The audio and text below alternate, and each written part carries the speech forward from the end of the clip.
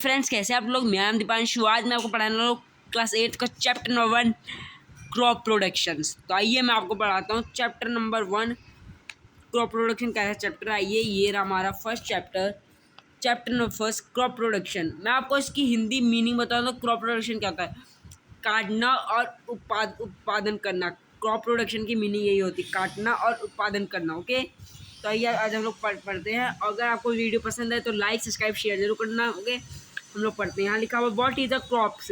Crops किसे कह सकते हैं? तो मैंने हर एक चीज़ पे अंडरलाइन कर रखा है कि crop are plant are the grow are the large quantities are the producing of food. मतलब okay, cereals are the first cultivation. The crops are the nobody, and the around hundred are the different kinds plants and the grow and the foods.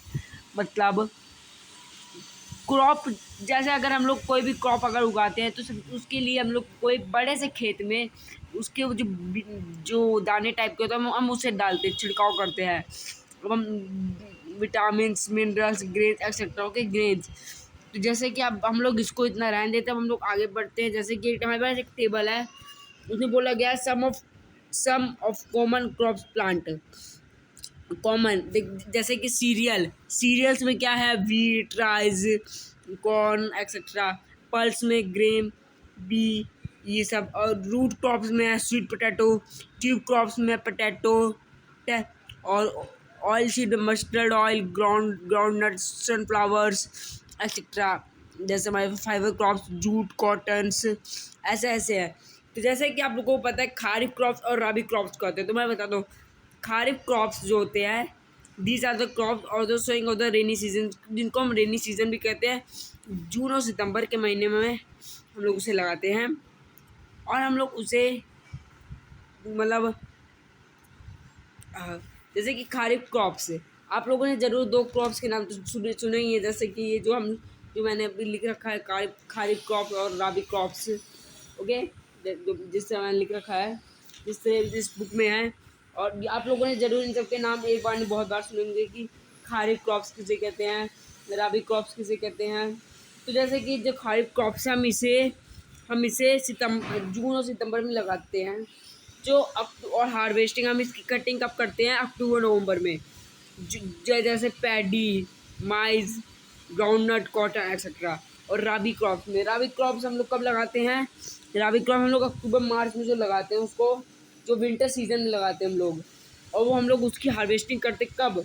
अब मार्च अप्रैल में। जो wheat, जैसे beat, P, mustard, इन सब की। Okay, ठीक है। तो अब हमारे पास अब एक और है, एग्रीकल्चर प्रैक्टिसेस किसे कहते हैं? एग्रीकल्चर प्रैक्टिसेस होता है कि एग्रीकल्चर माने होता है कृषि कहते हैं हम लोग एग्रीकल्चर को। इसमें छोटे से डेफिनेशन लिखा हुआ है, all activities are the which involve in the growing plant and the harvesting is called agriculture practices. Okay, तो जैसे कि अब यहाँ पे है, जैसे यहाँ पे मैं आपको एग्रीकल्चर के जो टेबल है, जैसे सोइल, जैसे होता है ploughing, levelling, sowing, manuring, irrigations, weeding, harvesting, threshing and storage. हम लोग इतने मेथड को करते हैं। ओके, फिर जैसे कि अब आपको इतना तो पता चल गया कि हम जैसे फ्लोइंग में क्या करते हैं, उसको कल्टीवेशन इन द फ्लोर करते हैं। लेबलिंग में हम उसको पूरा लेबल करते हैं, फिट करते हैं उसे। सोविंग में हम लोग उसको उस बीए को डालते हैं। मैन्योरिंग में उसको मैन्योर करते हैं। इरिगेशन में जैसे पानी उनी डालते हैं। वीडिंग में हम लोग उसको जैसे हम उसको तो खुरपी, जिसको हम कहते हैं टॉलर, उसको खुरपी कहते हैं। हार्वेस्टिंग में उसकी हार्वेस्ट करते हैं। और थ्रैशिंग माने जो उसकी जो जैसे हम लोग हार्वेस्टिंग में जब उसके हार्वेस्ट करते हैं उसके तो जो उसके बचे पार्ट जब गिरते हैं तो हम लोग उसको जानवरों को खिला देते हैं। फिर स्टोरेज हम उसको स्टोर करके रख लेते हैं। ओके, ठीक है। और फिर जैसे कि अब हमारे पास आता है फिर हमारे पास आता है कि यहाँ पे 2 मेथड होते हैं, ड्रिप सिस्टम और स्प्रिंकलर सिस्टम। नया मॉडर्न मेथड है जिसे हम ड्रिप सिस्टम कहते हैं। जैसे आप लोगों ने देखा हो, जैसे ये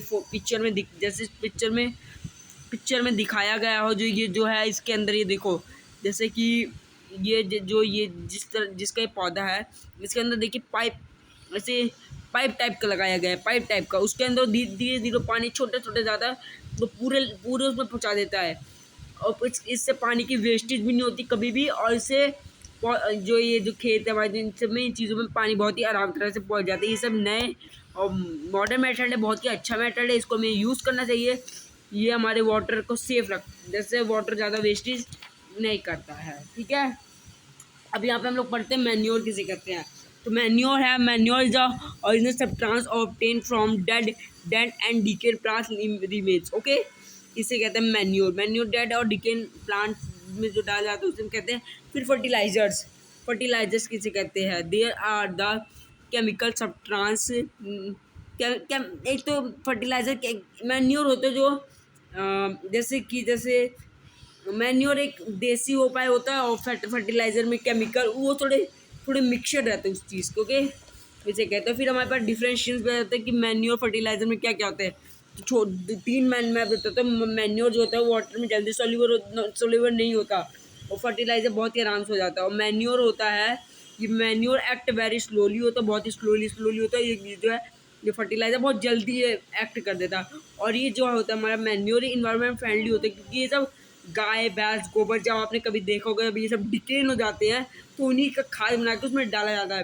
पर ये जो होता है फर्टिलाइज़र एक केमिकल से, तो आप लोगों को पता है जब वो केमिकल से बनता है तो वो इन्वायरमेंटल फ्रेंडली बिल्कुल भी नहीं होता, वो हार्मफुल होता है। ओके, वो हार्मफुल होता है। फिर अब हम लोग क्या पढ़ते हैं, पेस्ट कंट्रोल किसे कहते हैं। पेस्ट कंट्रोल, आप फोटो देख रहे हो इन सब की, ये पेस्ट कंट्रोलिंग कर रहे हैं।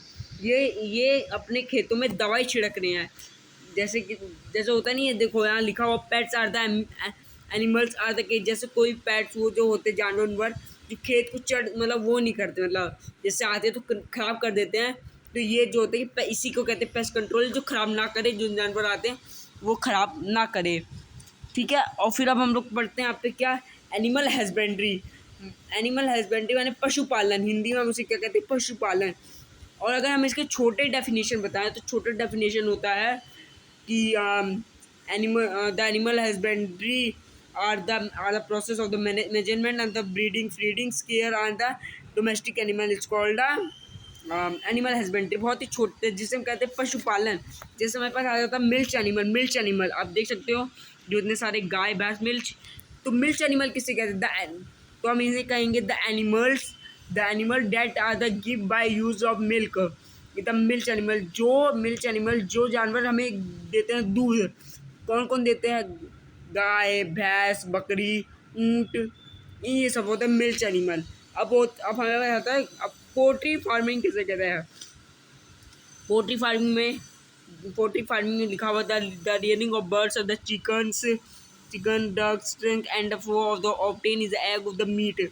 चिकन फार्मिंग में जैसे ये सभी क्या नाम है, चिकन्स डक्स, जो मुर्गा चिकन ये सब लोग रहते हैं इसमें, इसे हम क्या कहते हैं, पोल्ट्री फार्मिंग कहते हैं। फिर हमारे पास आता है पीसी कल्चर और एपी कल्चर किसे कहते हैं। पीसी कल्चर जो हम फिश को पालते हैं, एपी कल्चर माने पीसी कल्चर होता है, जो पीसी कल्चर होता है the rearing of tanks of the fish. हम फिश को पालते हैं तो पीसी कल्चर कहते हैं। एपी कल्चर होता है कि हम इन्हें, एपी कल्चर होता है द रियरिंग ऑफ बीज is called AP culture. Okay guys, अगर मेरी वीडियो अगर आपको पसंद आए तो लाइक सब्सक्राइब शेयर जरूर करना। ओके, तब तक के लिए बाय। वो चैप्टर को अच्छे से पढ़ना, फर्स्ट चैप्टर।